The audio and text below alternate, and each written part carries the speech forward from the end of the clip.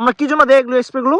যেন এই পোকাগুলো মরে যায় বা এই যে পাতার সমস্যাগুলো, এই সমস্যাগুলো থেকে যেন গাছটা মুক্তি পায়। আসসালামু আলাইকুম। আমরা তো সকলেই সবজি খেয়ে থাকি, তাই না? প্রত্যেক দিন দৈনন্দিন জীবনে আমরা সবজি খেয়ে থাকি। তো আপনারা দেখতে পাচ্ছেন এটা হচ্ছে একটি সিমের জাংলা বা মাচা। এখানে প্রচুর পরিমাণে সিমের কলি আসছে, আপনারা দেখতে পাচ্ছেন। এই যে সুন্দর সুন্দর কলিগুলো আপনারা দেখতে পাচ্ছেন, এই সুন্দর সুন্দর কলি। আবার আমরা যদি দেখাই, এখানে দেখেন, আপনারা দেখেন, মাশাআল্লাহ অনেক সুন্দর সিম এখানে ধরেছে। তো আপনাদেরকে যদি আমি দেখাই যে এই সুন্দর সুন্দর সিমগুলো আমরা চাইলেই এগুলো খেতে পারি, তাই না?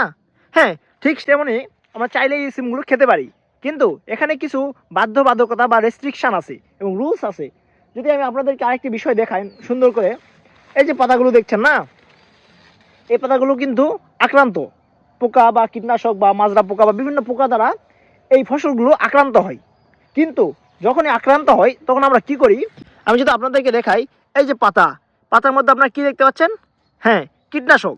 এগুলো আমরা জমিতে রোপণ করি বা রোপণ করার পর যে আমরা কি করি, এই গাছগুলোতে আমরা কীটনাশক স্প্রে করে দিই।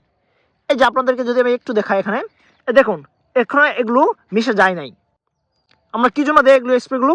যেন এই পোকাগুলো মরে যায় বা এই যে পাতার সমস্যাগুলো, এই সমস্যাগুলো থেকে যেন গাছটা মুক্তি পায় এবং ফসলটা যেন বেশি হয়। আচ্ছা, যদি আমরা কৃষক, এটা আমি শহরের মানুষদের জন্য বলবো না, এটা বলবো যারা সামান্য পরিমাণে চাষ করে নিজে খাবারের জন্য, তাদের জন্য আমি এই উদ্দেশ্যে এই ভিডিওটি বানাচ্ছি।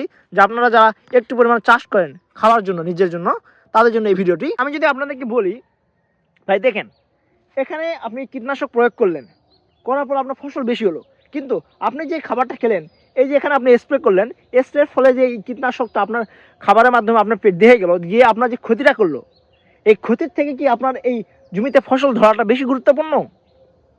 অবশ্যই না। সেক্ষেত্রে আমরা কী করতে হবে? আমাদের আধুনিক বিজ্ঞান বা আগে থেকে প্রচলিত যে ব্যবস্থাটি আমরা লক্ষ্য করেছি, আমি আগে একটি ভিডিওতে আপনাদেরকে দেখিয়েছিলাম, সেটি হচ্ছে কিভাবে আমরা চাইলেই যে আমাদের মেহগনির গাছ আছে, মেহগনির বীজ থেকে আমরা কিভাবে এই পোকা নির্গমনের জন্য, ধ্বংসের জন্য এবং এই পাতাগুলোকে স্বচ্ছ রাখার জন্য কিভাবে ঔষধ তৈরি করা যায়, তা নিয়ে আমি একটি ভিডিও বানাইছিলাম। আশা করি আপনারা অনেকে দেখছেন, যারা দেখেন নাই এই ভিডিওতে পিন করা থাকবে, আপনারা ভিডিওটি দেখবেন। চাইলে সেভাবে আমরা প্রাকৃতিক উপায়ে ঔষধ তৈরি করে, শুধু এটা না, বেগুন, আলু, পটল, সিম যা আছে সমস্ত কিছু আমরা প্রয়োগ করতে পারি, যাতে আমাদের শরীরের 99% যে জীবাণুটা সেটাই থাকবে না ইনশাল্লাহ। এবং এটাতে যে আমরা স্প্রে করতেছি, এটাতে দেখুন, ভেবে দেখুন, প্রচুর পরিমাণে কীটনাশক। এই যে কীটনাশকগুলো দেখেন কি কালার হয়ে আছে, এগুলো আমাদের সরাসরি সিমের মাধ্যমে আমাদের শরীরে গিয়ে কত রোগ জীবাণু ছড়ায়। তো আমি আশা করব আপনারা বিষয়টি বুঝতে পারছেন। কীটনাশক ব্যবহার থেকে আমরা দূরে থাকি এবং প্রাকৃতিক উপায়ে কীভাবে এগুলোকে নির্গমন এবং ধ্বংস করা যায় সেই উপায়ে আমরা চলে আসি। তো সকলে ভালো থাকবেন। আসসালামু আলাইকুম রহমতুল্লাহ।